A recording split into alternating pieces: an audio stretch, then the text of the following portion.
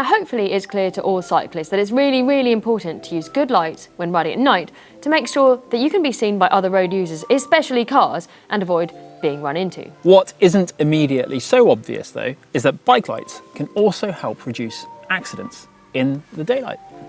But how's that? I mean, surely if it's daylight, using bike lights won't add to your visibility. Well, this is why.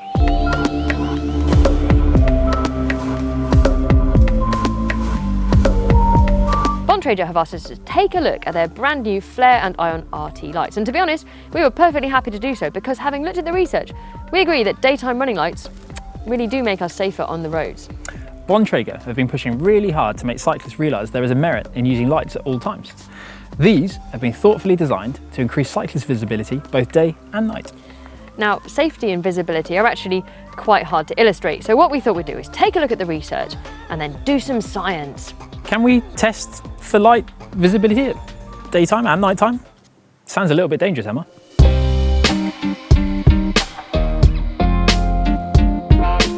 Okay, the research. One project carried out in Denmark showed that daytime running lights, or lights used all the time, do indeed reduce accident rate by up to 19%.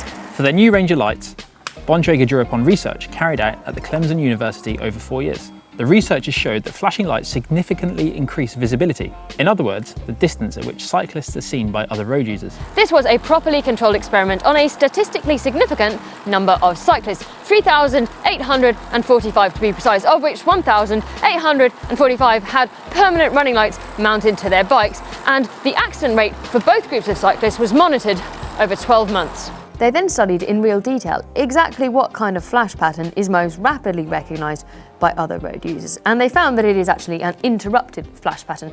That means an irregular pattern, and in the case of the Flare RT, it has a more powerful initial flash pop that comes into the pattern.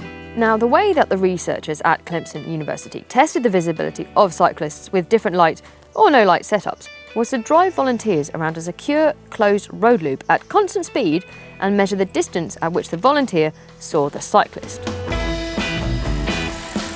Now, unfortunately, we don't have 200 plus volunteers, nor do we have the time to conduct a statistically valid experiment.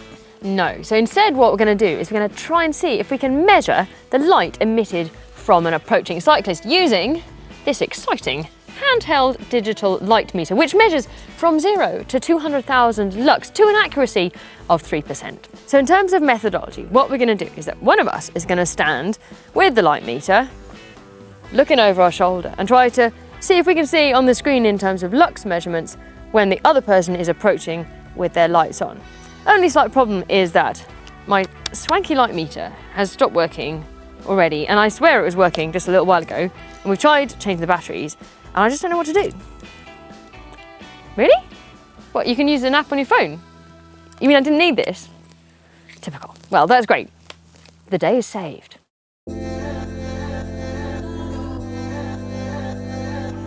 Whilst we prepare the experiment, how about we take a closer look at the lights? And more specifically, what is it in a daytime running light that you should look for? If we use these flare and ion lights as an example, and following on from what we learnt with the research, we know that the lights need to be bright and flash in a disruptive pattern.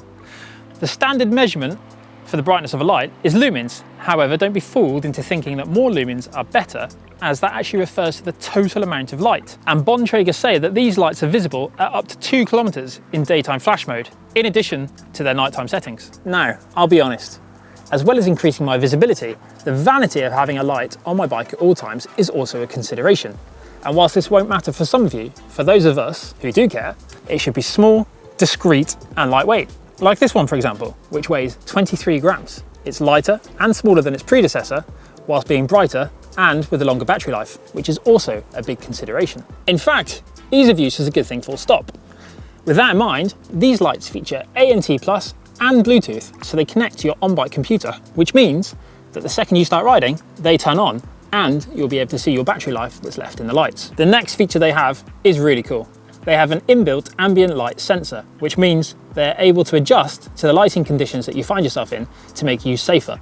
So if you ride into a dark tunnel, or it all of a sudden becomes dusk, you'll still be visible whilst out on the road. I'm all for making things as easy as possible, so that really is a bonus to me.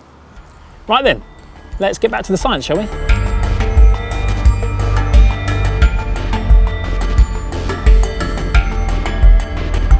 I really don't understand it. I mean, the lights are so bright, I can see them from ages away, and yet don't really get a change in measurement until Chris gets pretty close. Well, allow me to shed some light on that for you, Emma. It's not so much to do with the total amount of light, but more to do with recognition and the way our brains process the information that they're seeing.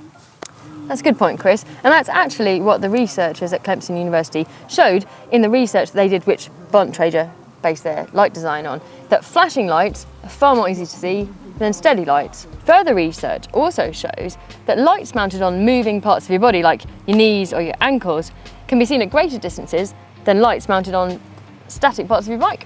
And it's part of a growing body of evidence that supports the concept of biomotion, human perception that is sensitive to joint movement. Basically, we're all looking out for each other. Yeah, in fact, they've shown that if you have a flashing light mounted on your knees or your ankles, it's seen at 5.5 times the distance than a steady light mounted on your seat post. 5.5 times more stopping distance. That is not a number I would ignore. That is considerable. I hope this video has helped to convince you of how to be more visible and safer on the roads. We cyclists do have a right to use the roads, but the more visible we are and the safer we are, the better.